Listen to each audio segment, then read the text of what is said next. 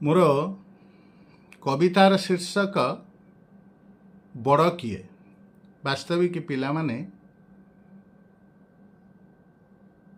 କବିତାରେ କାଉଟି ସାନ ହେଲେ ମଧ୍ୟ ବୁଦ୍ଧିରେ କିପରି ସେ ବଡ଼ ବୋଲି ପ୍ରମାଣ କଲା, ଆସନ୍ତୁ ଶୁଣିବା।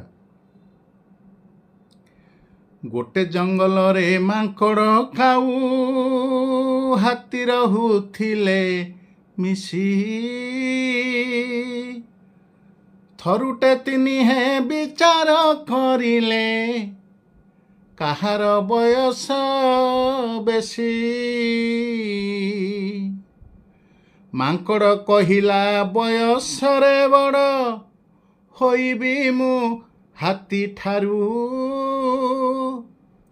ହାତୀ ବୋଲେ ଇଏ ଅସମ୍ଭବ କଥା, ମୋ ଜନମ ତ ଆଗରୁ।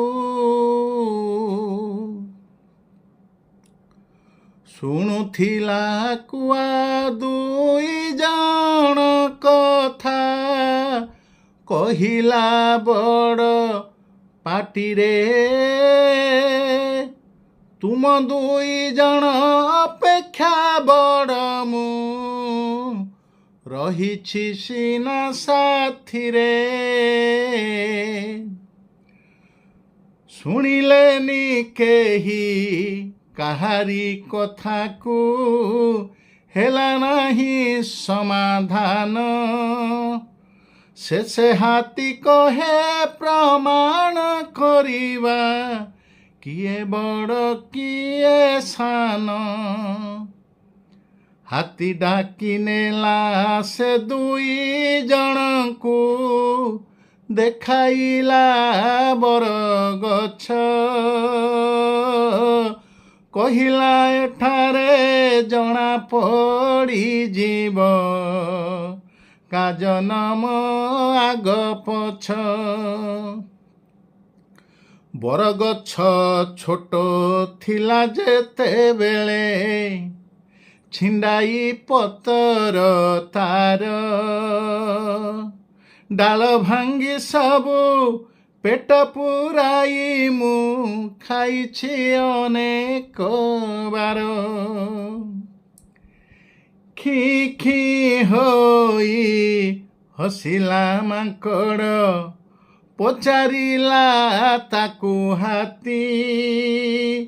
କି କାରଣେ ହସୁ ଖୋଲି ତୁ କହିଦେ, ଆମେ ପରା ତୋର ସାଥୀ। ମାଙ୍କଡ଼ କହିଲା, କହିବି କିସ ମୁଁ, ଡେଇଁ ଡେଇଁ ତାର ଡାଳେ। ଆନନ୍ଦେ ଖେଳିଛି ଏଇ ବରଗଛେ, ଛୋଟ ଥିଲି ଯେତେବେଳେ। ଦି ଜଣ କଥାକୁ ଶୁଣୁଥିଲା କାଉ, କହିଲା ମୁରୁକି ହସି। ବରଫଳ ଏକ ଖାଇ ମୁଁ ଯାହାକୁ, ମଳ ଛାଡ଼ିଥିଲି ବସି। ମୋହରି ମଳରୁ ଉଠି ବରଗଛ, ଆଜି ହେଲା ଏତେ ବଡ଼। କାଉ ବୟସରେ ବଡ଼ ବୋଲି କରି, ଜାଣିଲେ ହାତୀ ମାଙ୍କଡ଼। ବୁଦ୍ଧି ନିକଟରେ ବଳ ସବୁବେଳେ, ହାରିବା ଅଛି ପ୍ରମାଣ। କାଉ ସାନ ହୋଇ ହାତୀ ମାଙ୍କଡ଼ଠି, ରଖିଲା ନିଜର ମାନ, ରଖିଲା ନିଜର ମାନ।